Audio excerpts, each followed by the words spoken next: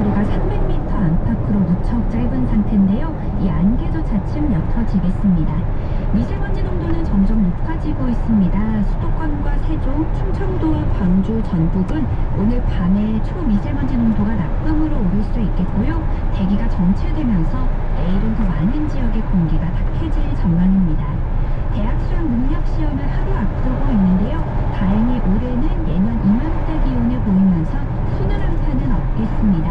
오늘 낮 기온은 서울 13도, 대전, 전주 15도, 대구 16도, 부산 18도 등으로 어제보다 조금 높겠고요. 내일도 오늘과 비슷한 기온 분포를 보이겠습니다. 그래도 아침에는 다소 춥습니다. 내일 아침 예상 최저 기온이 서울과 광주 6도, 대구 5도, 대전 4도 등이 되겠고요. 천안은 영도, 대관령 영하 1도 등으로 일부 내륙과 산지는 영하로 기온이 떨어지겠습니다. 수험생들은 얇은 옷을 여러 겹 입어서 체온 조절을 하는 것이 좋겠습니다. 내일 낮 기온은 14도에서 19도 분포로 오늘과 비슷하거나 조금 더 높을 전망이어서 큰 일교차를 주의하셔야겠고요. 내일 하늘은 대체로 맑겠습니다. 현재 서울의 기온은 10.8도입니다. 송소진입니다.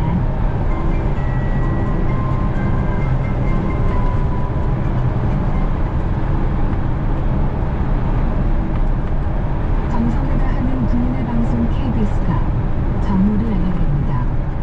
AM 711kHz, FM 97.3MHz, KBS 1라디오입니다. HKA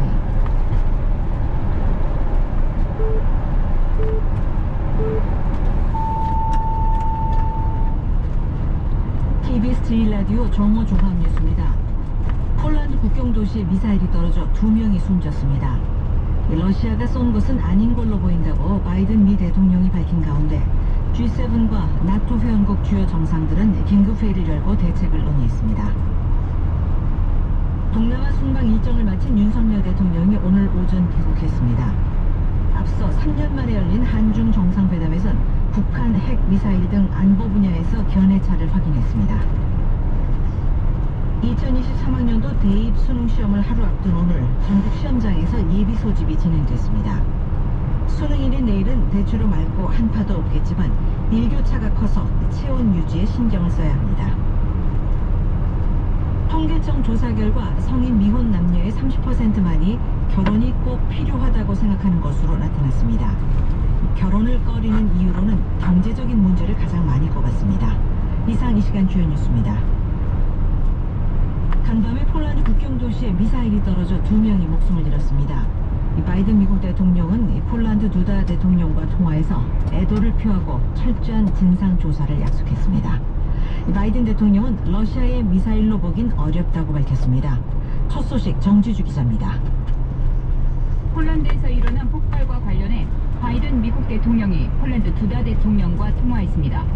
바이든 대통령은 통화에서 폴란드의 인명피해에 깊은 애도를 표했고 폭발과 관련해 진행 중인 조사 상황을 전달받았다고 백악관은 전했습니다.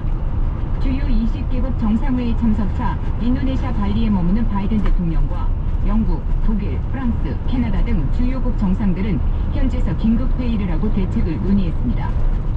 회의 후 바이든 대통령은 기자들에게 해당 미사일이 러시아에서 발사됐을 가능성이 낮다는 사전 정보가 있다고 밝혔습니다. 탄도 궤적을 보면 러시아에서 발사됐을 것 같지 않다. 일단 조사 결과를 좀 더 지켜보자고도 말했습니다. 또 폴란드가 나토 헌장 4조나 5조를 발동할 것을 요구하는지 묻는 질문에는 대사들 간의 회의가 있을 것이라고도 말했습니다. 나토 헌장 5조에는 회원국 중 한 나라가 공격을 받으면 회원국 전체에 대한 침략으로 간주해 집단 대응한다는 내용이 명시되어 있습니다. 이를 근거로 우크라이나 전쟁 이후 바이든 미국 대통령은 나토 회원국의 영토를 1인치라도 침범할 경우 나토 전체가 공격받은 것으로 간주해 대응할 것이라고 러시아에 경고해 왔습니다. 그러나 러시아가 미사일 관련성을 부인하고 있고 자칫 전쟁이 커질 위험이 큰 만큼 신중한 접근을 모색하고 있다는 분석이 제기되고 있습니다. KBS 뉴스 정지주입니다. 한편 발리 G20 정상회의에 참석한 각국 정상들은 우크라이나 전쟁이 하루빨리 종식돼야 한다는 데 뜻을 같이하며 이 관련 내용의 정상 선언문을 준비 중인 가운데 러시아의 반발이 커서 이 최종 채택 여부가 주목됩니다. 워싱턴 이정민 특파원이 보도합니다. 주요 20개국 G20 정상회의에 참가한 정상들은 우크라이나 전쟁을 하루빨리 끝내야 한다며 러시아를 압박했습니다. 의장국인 인도네시아는 개막 연설부터 전쟁이 끝나지 않으면 세계가 앞으로 나가지 못할 거라며 전쟁 종식 필요성을 압박했습니다. 러시아의 우크라이나 공격을 규탄하는 정상선언도 준비되고 있습니다. 초안은 러시아의 우크라이나 공격을 강하게 비판하고 러시아가 우크라이나 영토에서 완전히 무조건적으로 철수할 것을 요구하는 내용을 담고 있는 걸로 전해졌습니다. 특히 전쟁이 주민들은 물론 세계 경제를 악화하고 있다는 점도 강조할 것으로 알려졌습니다. 젤렌스키 우크라이나 대통령도 화상으로 회의에 참석해 지금이 러시아의 파괴적 전쟁을 중지해야 할 때라며 지지를 당부했습니다. 그간 러시아에 대한 압박에 소극적이었던 중국과 인도도 전쟁을 끝내야 한다는 데는 동의한 것으로 알려졌습니다. 중국 관영 매체들은 시진핑 중국 주석이 마크롱 프랑스 대통령에게 중국은 우크라이나에서의 휴전과 평화회담을 지지한다는 뜻을 밝혔다고 보도했습니다. 다만 러시아의 반발에다 중국, 인도도 선언문에 러시아 규탄이 담기는 데는 소극적이어서 초안엔 다른 평가도 있다는 내용도 함께 담겼습니다. 푸틴 대통령 대신 회의에 참석한 라브로프 러시아 외무장관은 회의가 정치화되고 있고 불공평하다며 반발했습니다. 이번 회의에선 여러 나라들이 러시아 대표와 사진 찍기를 꺼려해 관례인 개막 사진 촬영도 없었습니다. 정상선언에 최종적으로 어떤 내용이 담길지도 좀 더 지켜봐야 합니다. 워싱턴에서 KBS 뉴스 이정민입니다. 발리에서 정상회담을 가진 윤석열 대통령과 시진핑 중국 국가주석은 서로가 중요한 파트너라는 점을 언급하면서도 안보 분야에 있어서는 견해차를 확인했습니다. 윤 대통령은 한중회담을 끝으로 주요 외교 일정을 마무리하고 오늘 오전 귀국했습니다. 보도에 박민철 기자입니다. 3년 만에 한중 정상이 손을 맞잡았습니다. 취임 뒤 첫 한중 정상회담에서 윤석열 대통령은 상호 존중에 기반한 성숙한 한중 관계를 강조했습니다. 또 우리 정부는 보편적 가치와 국제 규범에 기반한 국제사회의 자유와 평화, 번영을 추구한다며 중국의 역할을 요청했습니다.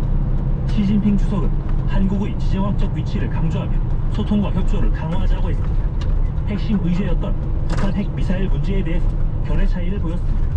윤 대통령은 북한의 연이은 미사일 도발을 중국이 더욱 적극적이고 건설적인 역할을 해주길 당부했습니다. 시진핑 주석은 한중 양국이 한반도 문제에 공동 이익을 가진다면서도 평화 수호와 남북관계 개선 희망 등 원론적 대답만 내놓았습니다.